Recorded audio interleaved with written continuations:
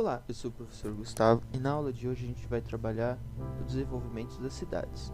Separei a aula nos seguintes temas: do século XIV ao início do século XX, do século XX até 1940, pós-Segunda Guerra Mundial e hierarquia urbana. Vamos lá? Do século XIV ao início do século XX. Esse período é caracterizado por estar em uma fase de agroexportação e pelos núcleos urbanos inseridos no contexto territorial em formas de ilhas, ou seja, isolados, que não se comunicavam entre si, e todos com apenas a conexão com a metrópole colonial. No Brasil, Recife e Salvador se destacavam como interpostos do comércio do algodão e do açúcar.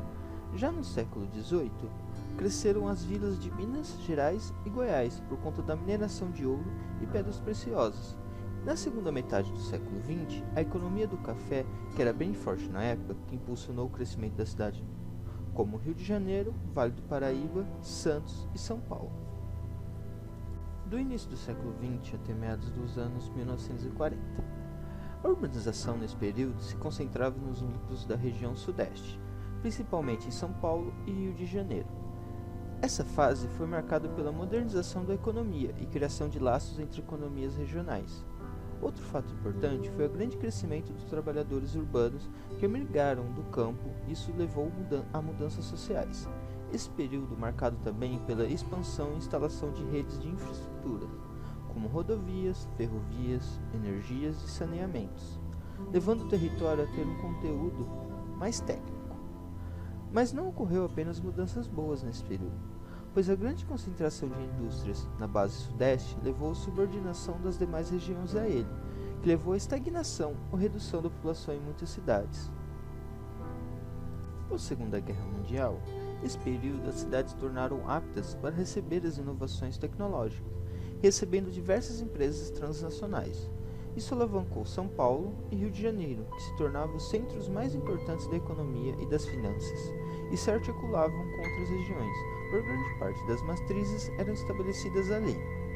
Outro ponto importante desse período foi a grande concentração urbana regional em capitais como Porto Alegre, Curitiba e Belo Horizonte, por conta das crescentes metropolização desse período. Posteriormente, houve a interiorização da urbanização por conta da construção de Brasília, em 1960. Que foi criada para se tornar capital do nosso país. Já a integração amazônica ocorreu por investimento do Estado e por capital estrangeiro, que diversificou seu quadro de urbano.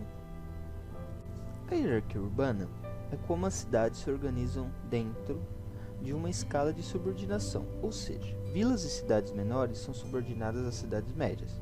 As médias se subordinam às cidades grandes. Essa hierarquia urbana não é estabelecida apenas pelo tamanho urbano ou da sua população, mas pela quantidade e variedade de bens e serviços oferecidos. Quanto maior a sua importância no processo de produção, maior sua influência na hierarquia urbana. Atualmente, a hierarquia urbana está ligada ao conceito de rede urbana, que nada mais é que a rede de relações econômicas, sociais e culturais que integram as cidades. Agora eu vou falar um pouco sobre como é classificada essa hierarquia urbana. Vamos lá, começando de baixo, de cima para baixo. Primeiro a gente vai falar de metrópoles nacionais. É uma grande centro urbano com muita variedade de serviços e influências sobre os centros regionais, capitais regionais e as metrópoles regionais. Já a metrópole regional é uma cidade que exerce grande influência em seu próprio estado e tem mais de 1 milhão de habitantes e grande concentração de pessoas. Centros regionais é uma cidade média que exerce influência em âmbito regional.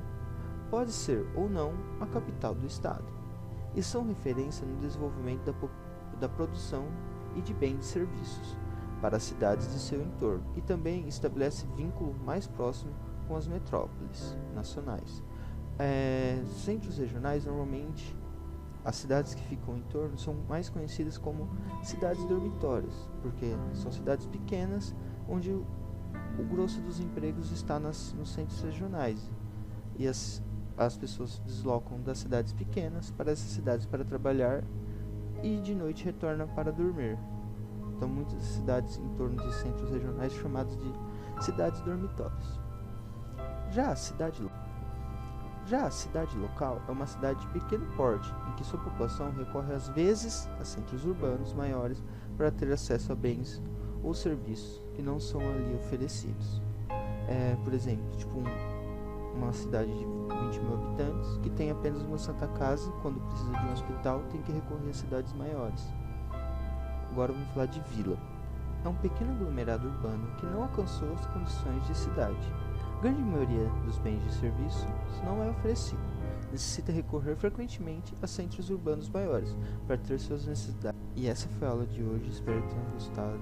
Vou deixar atividades no PDF e até a próxima.